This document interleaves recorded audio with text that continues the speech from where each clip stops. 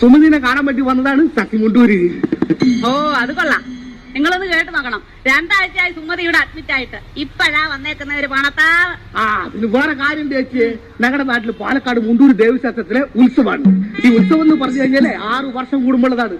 സുമതർ പ്രസവം എന്ന് പറഞ്ഞ വർഷം ഉണ്ടല്ലോ, അതിന് വലിയ പുതുമയൊന്നുമില്ല.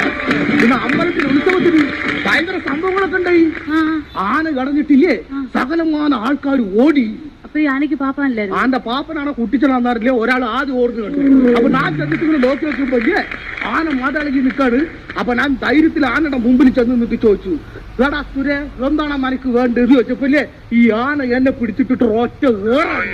ഞാനിങ്ങനെ പറന്ന് ചെന്ന് വീടുതോ നാടക നടി രമണിന്റെ വീട്ടില്. എന്തിനാ ഏട്ടോ അക്രാന്ത മൂത്ത് നടന്നു വന്നാ പോരേന്ന്. നടന്നു പോയാ പോരായിരുന്നു. മതിയായിരുന്നു, പക്ഷെ ആന സമ്മതിക്കണ്ടേ.